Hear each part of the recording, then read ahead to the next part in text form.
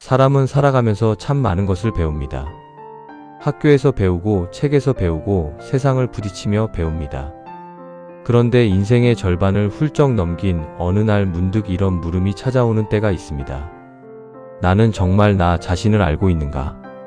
수십 년을 살아왔는데 내가 무엇을 원하는지, 내가 어떤 사람인지 왜 이렇게 살고 있는지를 정작 정확히 설명하지 못한다는 느낌.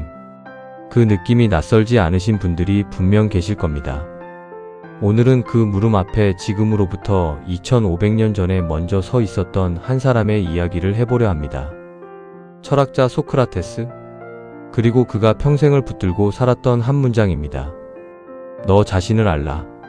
소크라테스는 기원전 470년경 그리스 아테네에서 태어났습니다. 석공의 아들로 태어났으며 젊은 시절에는 아버지의 일을 이어받았다고도 전해집니다. 그러나 그는 결국 돌을 다듬는 일보다 사람의 생각을 다듬는 일에 자신의 전부를 바쳤습니다. 그는 평생 책 한 권 쓰지 않았습니다.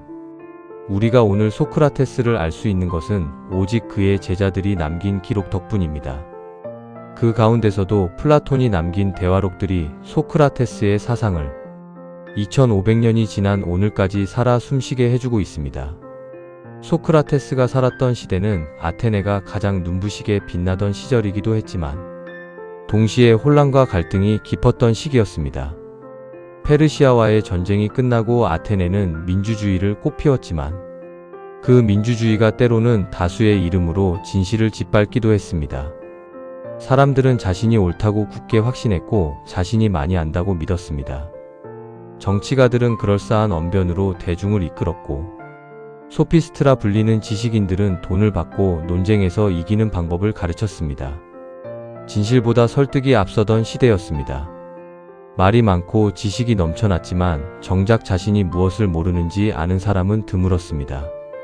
소크라테스는 바로 그 시대의 한가운데를 걸어 다녔습니다. 시장 바닥에서 광장에서 젊은이와 어른을 가리지 않고 질문을 던졌습니다. 당신은 정의가 무엇이라고 생각합니까? 용기란 무엇입니까? 아름다움이란 과연 어디서 오는 것입니까? 그는 답을 주는 사람이 아니었습니다. 질문을 던지는 사람이었습니다. 그리고 그 질문들은 상대방으로 하여금 자신이 실제로는 아무것도 제대로 알지 못하고 있다는 것을 스스로 깨닫게 만들었습니다. 처음에는 당당하게 대답하던 사람도 소크라테스의 질문이 깊어질수록 점점 말을 잃어갔습니다. 아테네 사람들은 그를 불편해했습니다. 그러나 한편으로는 그를 떠나지 못했습니다. 왜냐하면 그의 질문이 불편하면서도 진실을 향해 있다는 것을 느꼈기 때문입니다. 너 자신을 알라. 이 말은 사실 소크라테스가 처음 만들어낸 말이 아닙니다. 고대 그리스 델포이 신전 입구에 새겨져 있던 오래된 격언이었다고 전해집니다. 그러나 소크라테스가 이 말을 자신의 철학적 사명으로 받아들이고 평생의 삶으로 실천하면서 이 짧은 한 문장은 전혀 다른 무게를 갖게 되었습니다. 단순히 자기 이름과 얼굴을 아는 것이 아니라 자신의 무지를 아는 것, 자신이 어떤 존재이고 무엇을 모르는지를 정직하게 바라보는 것, 그것이 소크라테스가 말하는 자기 인식의 진짜 출발점이었습니다. 소크라테스가 남긴 또 하나의 유명한 말이 있습니다. 나는 내가 아무것도 모른다는 것을 안다. 이 말을 처음 들으면 겸손한 체하는 말처럼 들릴 수 있습니다. 혹은 반어적인 표현이라고 넘겨버리기도 합니다. 그런데 이 말의 진짜 무게는 그 안에 담긴 맥락에 있습니다. 소크라테스는 당시 아테네에서 가장 유명한 정치가들, 군인들, 장인들, 예술가들을 직접 찾아가 대화를 나눴습니다. 그들은 저마다 자신이 많이 안다고 확신하고 있었습니다. 그러나 소크라테스가 조금만 깊이 파고들자 그들의 지식은 흔들렸습니다. 근거 없는 믿음과 습관과 관습 위에 세워진 알미였기 때문입니다. 소크라테스는 그 과정을 통해 깨달았습니다. 적어도 나는 내가 모른다는 것을 알고 있다. 그것이 아무것도 모르면서 안다고 믿는 것보다 한 발 더 진실에 가깝다고 그는 생각했습니다. 여기서 한번 멈춰 생각해 볼 필요가 있습니다. 우리는 너무 오랫동안 너 자신을 알라는 말을 그저 자기 성찰의 권유 정도로 가볍게 받아들여 온 것은 아닐까요? 이 말은 사실 상당히 불편한 요청입니다. 자신을 안다는 것은 자신의 장점만 확인하는 것이 아닙니다. 내가 지금까지 외면해 왔던 것, 애써 모른 척 해왔던 것, 인정하기 싫었던 부분까지 정직하게 바라보는 일입니다. 그리고 그것이 바로 많은 사람들이 평생 피해가는 일이기도 합니다. 나이가 들수록 사람들은 자신에 대해 잘 안다고 생각합니다. 수십 년을 살아왔으니 당연한 것처럼 느껴집니다. 그런데 정말 그럴까요? 자식이 기대만큼 되어주지 않을 때 느끼는 그 실망감은 어디서 오는 것일까요? 오래된 친구와 멀어졌을 때 그 섭섭함의 진짜 이유는 무엇일까요? 가족에게 상처를 주고 나서 왜 그랬는지 스스로도 설명이 되지 않는 순간들. 오랫동안 쌓아온 자존심 때문에 먼저 사과하지 못한 채 세월이 흘러버린 관계들. 이 모든 것이 사실은 자기 자신을 충분히 알지 못하는 데서 비롯되는 경우가 많습니다. 소크라테스는 자신을 안다는 것이 고통스러운 일일 수 있다고 말했습니다. 내가 실제로 어떤 욕망을 품고 있는지, 어떤 두려움이 내 선택을 오랫동안 지배해왔는지, 어떤 편견이 내 판단을 흐리게 만들었는지를 보는 일은 결코 쉽지 않습니다. 그러나 그것을 보지 않으면 우리는 평생 자신이 만든 착각 속에서 살아가게 된다고 그는 경고했습니다. 착각이 위험한 이유는 그것이 우리를 편안하게 만들기 때문입니다. 모르면 불편하지 않습니다. 그러나 결국 삶이 원하는 방향으로 흘러가지 않을 때 우리는 비로소 그 착각의 값을 치르게 됩니다. 오늘을 살아가는 50대, 60대, 70대 분들께는 이 말이 조금 더 특별한 무게로 다가올 수 있습니다. 이 나이쯤 되면 인생의 많은 것들이 이미 정해진 것처럼 보입니다.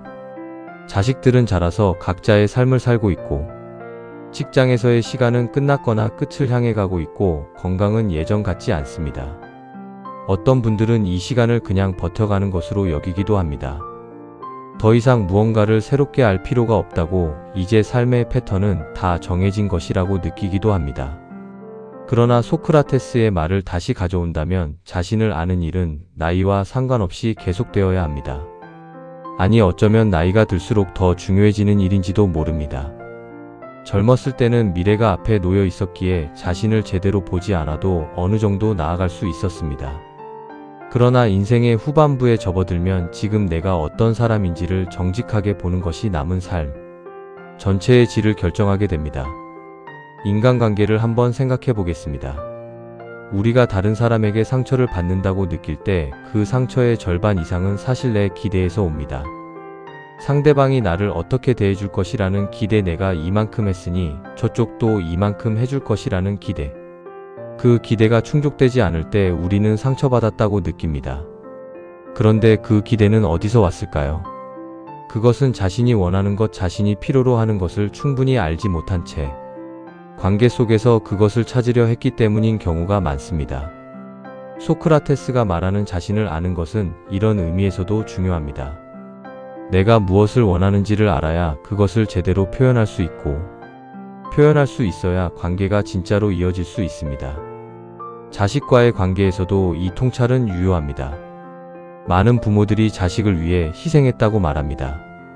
그런데 그 희생이 진정으로 자식을 위한 것이었는지, 아니면 자식을 통해 내가 이루지 못한 무언가를 이루고 싶었던 것은 아닌지, 자식이 원하는 삶이 아닌 내가 원하는 삶을 살아주기를 바란 것은 아닌지, 이 물음이 불편하게 느껴진다면 그것이 바로 소크라테스가 말하는 자기 인식이 필요한 지점입니다.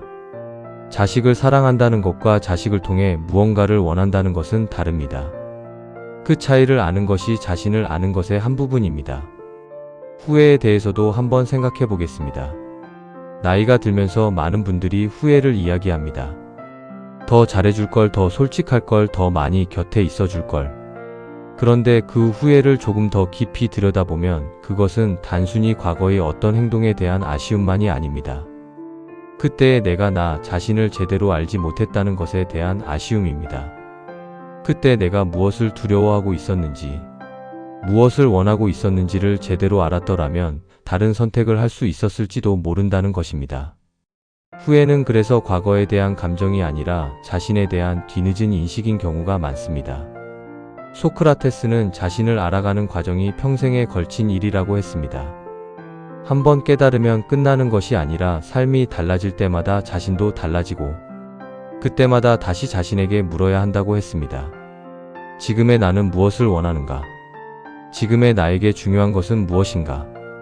지금의 나는 어떤 사람이고 싶은가? 이 질문들은 20대가 해도 좋지만 60대가 해도 깊이가 다르게 나옵니다. 오히려 살아온 시간이 길수록 이 질문에 담기는 무게가 더 진해집니다. 내려놓는다는 것도 자신을 아는 것과 연결되어 있습니다. 많은 분들이 나이가 들면서 내려놓아야 한다는 말을 듣습니다. 그런데 내려놓는 것은 포기가 아닙니다. 그것은 내가 집착하고 있던 것이 진짜 나를 위한 것이었는지, 아니면 두려움이나 욕심에서 비롯된 것이었는지를 알게 되었을 때 자연스럽게 손을 놓을 수 있게 되는 과정입니다. 자신을 제대로 알면 무엇을 붙들어야 하고 무엇을 내려놓아야 하는지가 조금씩 선명해집니다. 그 선명함이 삶을 더 가볍게 만들어줍니다. 소크라테스는 70세의 나이에 불경제와 아테네 청년들을 타락시킨다는 혐의로 재판을 받았습니다. 그가 원했다면 도망칠 수 있었습니다. 제자들이 탈출을 간청하기도 했습니다. 그러나 그는 거부했습니다. 자신의 철학적 신념을 지키기 위해 죽음을 선택했습니다. 많은 사람들은 이것을 비극이라고 봅니다. 그러나 소크라테스 자신은 달랐습니다. 그에게 죽음보다 더 두려운 것은 자신의 신념을 저버리고 사는 것이었습니다. 자신이 옳다고 믿는 것을 부정하면서 살아남는 것은 진짜 의미의 삶이 아니라고 그는 생각했습니다. 그것은 자기 자신을 배신하는 일이었기 때문입니다.